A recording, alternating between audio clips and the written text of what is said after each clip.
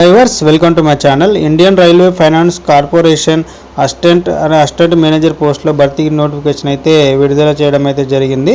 దీని యొక్క పోస్ట్ పేరు విషయానికి వచ్చినట్లయితే assistant NE5 level assistant manager finance E1 level అయితే పోస్టులో విడుదల చేయడం అయితే జరిగింది. దీని యొక్క మొత్తం ఖాళీల సంఖ్య విషయానికి వచ్చినట్లయితే 23గా ఉన్నాయి.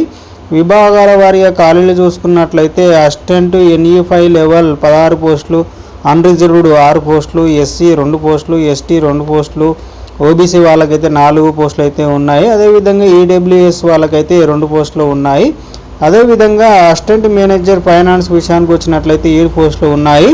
అన్రిజర్వ్డ్ కేటగిరీ వాళ్ళకి 2 పోస్టులు, SC 1 post, ST 1 post, OBC 1 పోస్టులు అయితే ఉన్నాయి. అదేవిధంగా EWS వాళ్ళకైతే 1 పోస్టుగానైతే ఇవ్వడం అయితే జరిగింది.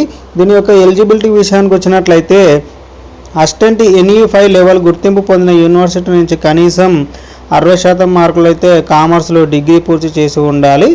అదేవిధంగా ICAMIలో ఇంటర్మీడియట్ ఎగ్జామినేషన్ ఉత్తీర్ణత సాధించి ఉండవలసి ఉంటుంది. అసిస్టెంట్ మేనేజర్ విషయానికి వచ్చినట్లయితే ఫైనాన్స్ ఈ లెవెల్ గుర్తింపు పొందిన యూనివర్సిటీ నుంచి 60% మార్కులతో కామర్స్లో డిగ్రీ పూర్తి చేసి ఉండాలి.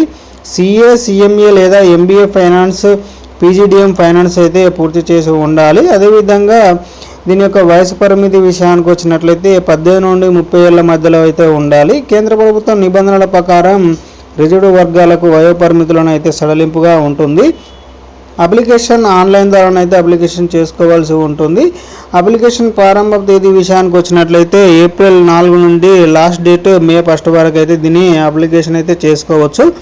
దీని యొక్క సెలక్షన్ ప్రాసెస్ విషయానికి వచ్చినట్లయితే మొదటగా computer based test, document verification, interview, medical test ఆధారంగానైతే అభ్యర్థులను ఎంపిక చేయడం అయితే జరుగుతుంది. కంప్యూటర్ బేస్డ్ టెస్ట్ తేదీ జూను తాత్కాలికంగానైతే దీన్ని కండక్ట్ చేయడం అయితే జరుగుతుంది. దీని యొక్క పూర్తి వివరాలు తెలుసుకోవచ్చినట్లయితే irfc.co.in అయితే సందర్శించి అక్కడ నుంచి పూర్తి వివరాలు తెలుసుకోవచ్చు.